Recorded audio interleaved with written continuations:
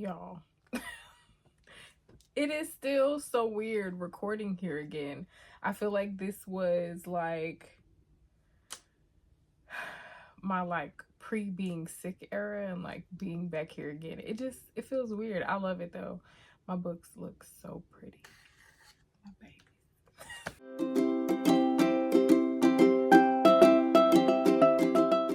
Hello and welcome back to Shelby and the Book Club. I'm Shelby Monet, and in today's video I want to talk about some of my favorite reads while I was gone. I'm only gonna do the physical books that I read. If you guys want to see a video with my favorite audiobooks that I listened to while I was away, let me know and I will get that together for you all. But I've been like fiending to talk about these books. And originally I thought maybe I'll do a review for all of them, but that's just a lot of work right now. So this video may get lengthy. I'm gonna try not to scream the blessings of these books for too long, but I do have thoughts and I have things that I want to say. So if you like to hear it, here it go. Before we get started, please make sure you like, comment, and subscribe. I'm back. We getting kinda consistent videos. A girl is healing. I'm feeling good. I want to, reach my goals for the year. And most of all, I just love having a bunch of book friends because we could sit and talk about books all day. But anyway, if you like to hear it, here it go for real this time. Okay, shameless plug. The book club is back. I don't know if you guys know that. I posted a video, not the last video, the video before, saying the book club is back. And one of my favorite books so far this year is the first book club pick, The Blueprint by Gianna Rashad. This book is the love child of Kindred, which is one of my favorite books, and The Handmaid's Tale, which is a great book, but also one of my favorite shows. I'm so glad I picked this as a book club pick. I'm so glad that I got to experience this book. The writing, beautiful. The storyline, beautiful. So we get the story of Soline Bonet, who lives in Texas, and choice no longer exists. An algorithm decides for you, for Black women, I should say, their occupation, their spouse, where they live, so on and so forth. Soline is assigned to the official, so like the president's son, and he's like next in line of like Texas and all of this other stuff. It is very much giving Gilead. It is very much giving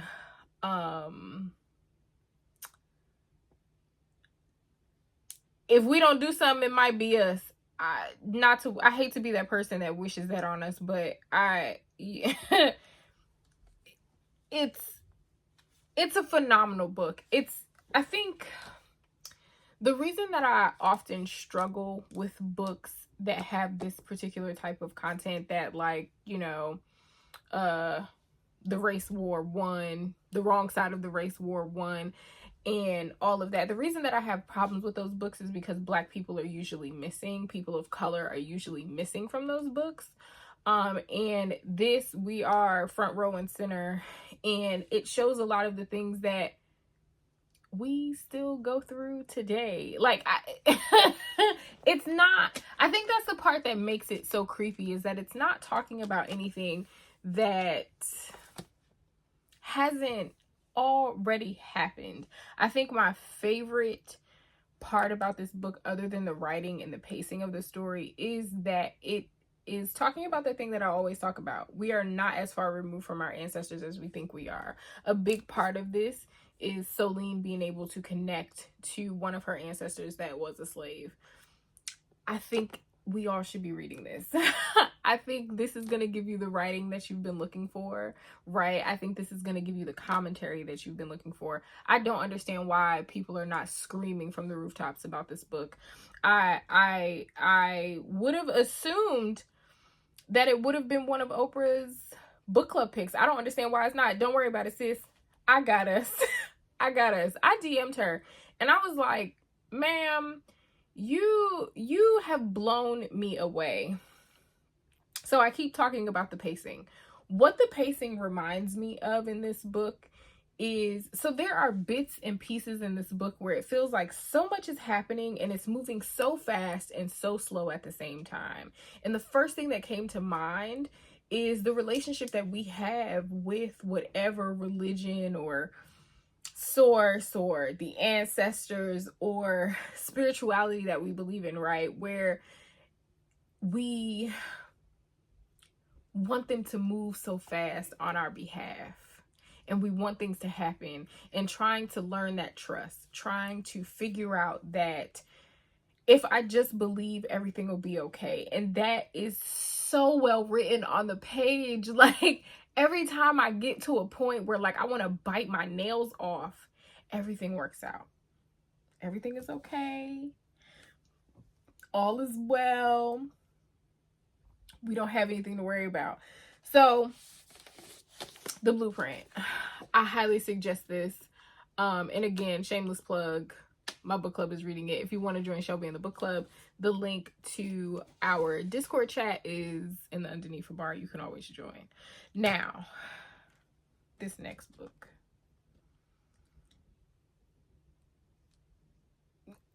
All of these books on this list are my faves.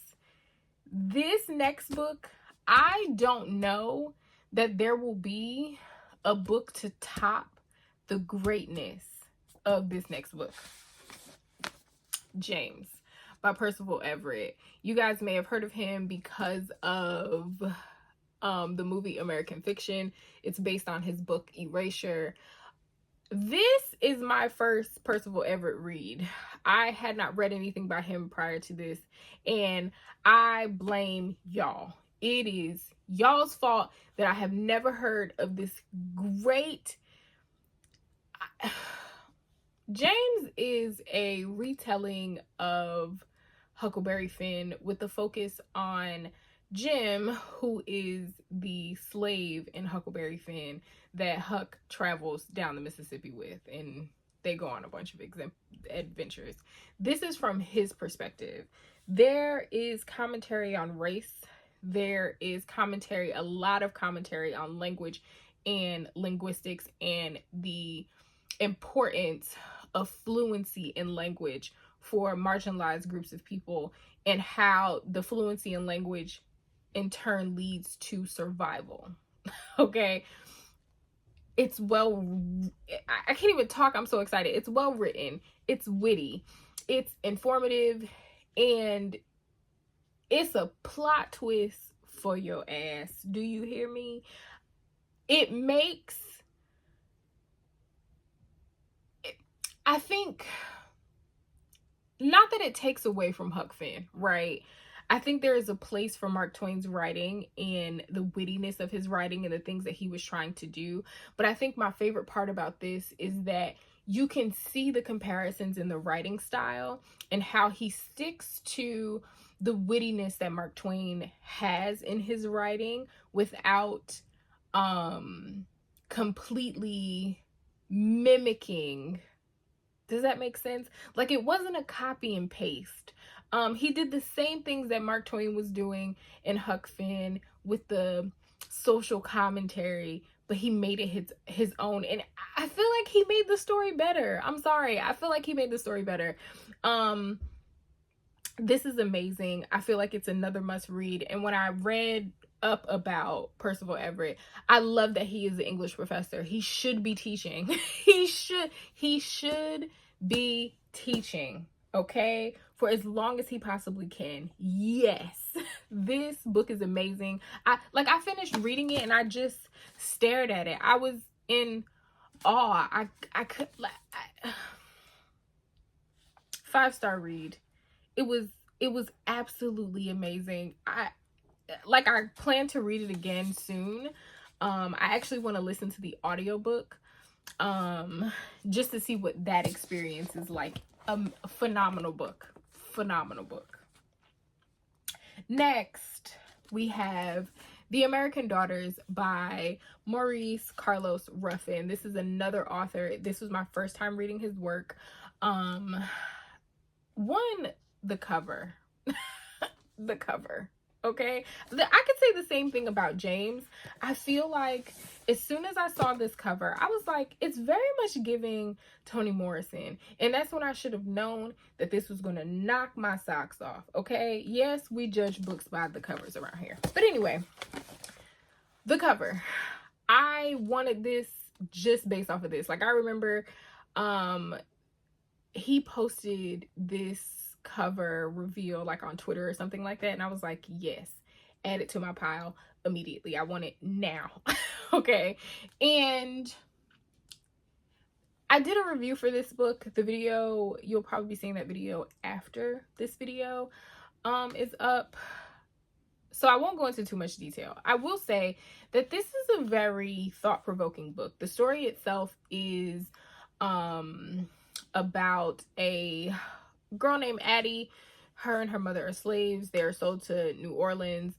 And it tells their journey in New Orleans, the things that they experience, and how Addie eventually becomes a part of a group of spies, Black women spies, that are taking down the Confederacy, which is amazing. I would also like to be a spy, but I think I talk too much in order to do that. So everything ain't for everybody, but it was for them, and it's very interesting. What I will say is go into this book with an open mind. There are things in this book, and whatever you think you know, you don't. And I would say approach this book like a puzzle. And I say that because it's one of those books that you're not really going to appreciate until it's over. In the moment, you're going to be like, what? I go into more detail in the review video that I do for this, but amazing book. The writing, exceptional. You don't even really realize how great the writing is until you get to the end. I'll say that. Next, a love song for Ricky Wilde. If you have been following me for a long time, you know I loved 7 Days in June. I love Tia Williams. This book has my fandom, my standum, okay, was already solidified. You may, if you follow me on Instagram, show me my name, shameless plug, you would have seen what I posted about this, baby. Tia Williams could write her to-do list on a McDonald's napkin, crumple it up, put it in the garbage can. I'm gonna go in there and get, excuse me, that to-do list out and read it. I will read whatever Miss Girl writes, okay? Because you can see the progression in her writing and with what she's trying to do and how she's growing as an author. I think the thing that I look for the most in authors is change. I don't want to read a book that is the same every time. I don't want to do that. I don't want to read through an author's backlist and feel like if I've read one of their books, I've read all of them. Tia Williams obviously has her signature things, but this is a genre-breaking, like, warm and fuzzy romance with bits of magical realism. It is an ode to the Harlem Renaissance and our history as Black people. It is phenomenal. This tells the story of Ricky Wilde, and Ricky, named after her daddy, by the way, because they had already purchased the Tiffany's silver spoon or whatever. Ricky does not want to follow the family business. Okay, she is her own woman. and she is the wild child, right? She's the one that is going against the grain, and her family is totally against it. She moves to Harlem to open a flower shop. She ends up opening a flower shop in the lower level of a brownstone, with that, and a woman, an older Black woman, owns, and they have a wonderful relationship, and there is a love interest, and there are all of these things that happen. It's funny. There's magical realism. There's this aspect that talks a lot about the Harlem Renaissance. Like, it feels warm and fuzzy. It makes you want to believe in love again. Like, I finished reading this book and I was like, maybe I'll be nice to somebody's son for longer than 5 minutes. Like, it might be nice to find, baby, if we could figure out how to get Ezra out of this book so that I can have him for myself, that would be great. You guys are very smart and into science and things. Y'all read more books than I do most of the time.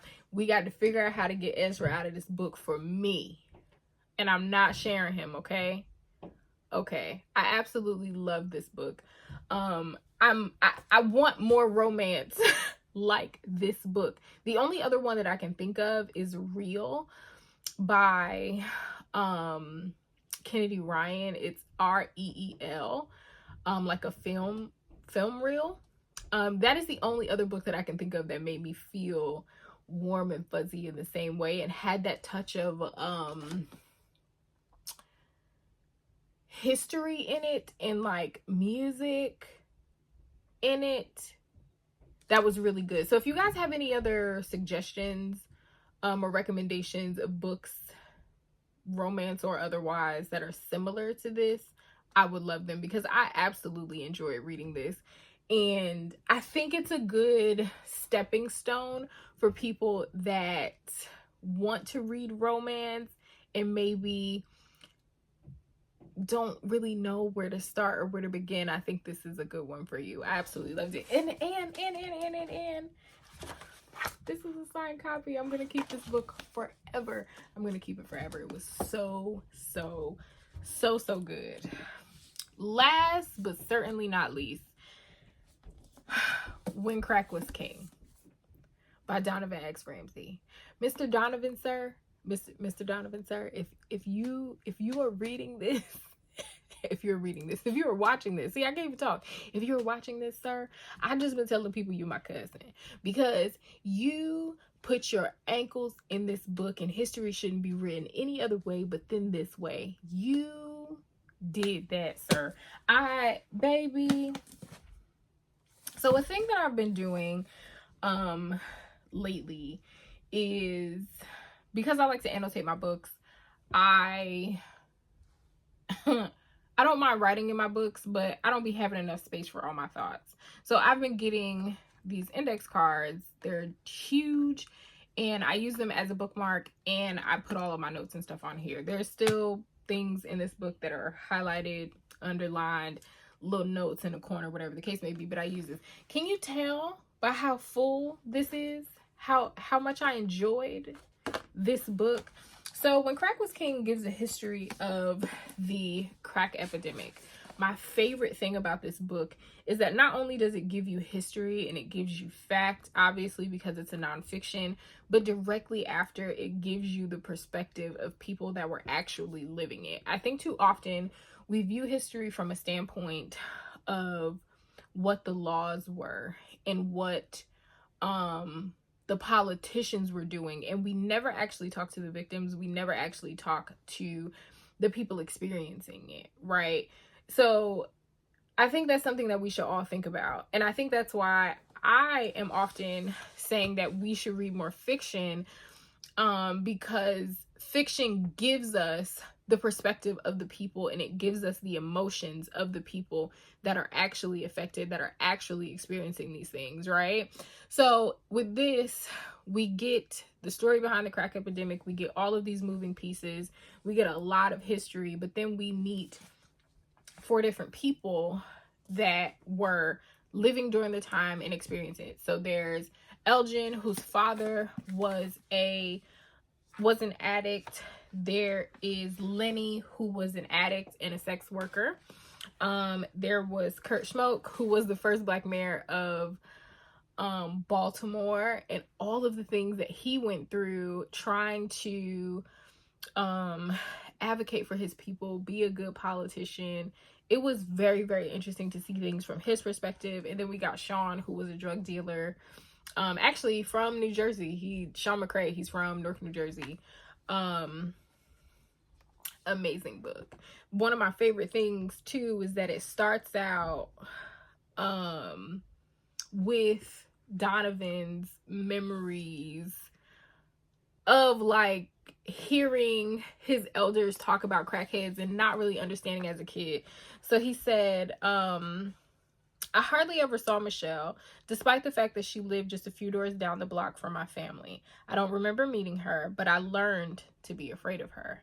My mom, a cautious woman who otherwise avoided gossip, would drag our house phone from room to room by its long white cord and talk at length with her friends about Michelle from down the street. And I was like, baby, if that don't take me back to my granny house, okay? And I'm dating myself here, but that coily phone cord that stretched through the house, like just that memory and understanding that we all have had that experience, and learning to be afraid of the infamous crackhead, right? The infamous alcoholic on the street, and kind of dehumanizing these people when they are human too, right? And it just, there were so many things that he put into perspective for me, from music and the connection of music, or how music impacted some of the things that happened during the crack epidemic, or how he talks a lot about the American imagination, right? Excuse me, and how things were portrayed a certain way because of people's fear and not because of fact. That was interesting to me. Like, I never considered that either. It just was so, it's so impactful. It's so powerful. I would love to see this book taught in schools. Not only to learn about the crack epidemic, I think, but to also shift our perspectives on the rest of history, and how we are taking in history, and how we are seeing it, and how we are learning it, and how all of these things are connected. Otherwise, I definitely want to read more nonfiction that is written like this, because I felt like this was not as hard to take in. Like, this is another book that I feel like if you are looking to get into nonfiction, and maybe you've read some really good memoirs, this, I think, is a stepping stone kind of into that next bit of nonfiction that can seem like scary and harrowing, and like you're not smart enough to read it. This the one. This it right here. This was so good. It's gonna make you angry. It's also gonna make you like look things up, and this is amazing, and I see why people rave about it. I believe it's won some awards already, or at least was nominated. It deserves. I'm very curious to see what else he comes out with, because I'll be reading it. So those were my favorite physical reads of the year. Again, if you guys want to see a video of my favorite audiobooks, just let me know. I'll do a follow-up for that. If you guys would like to see it, let me know in the comments. All the books will be listed in the underneath bar if you would like to purchase them or support me, or whatever the case may be. And without further ado, if no one's told you today, I love you. You are kind. You are smart. You are important.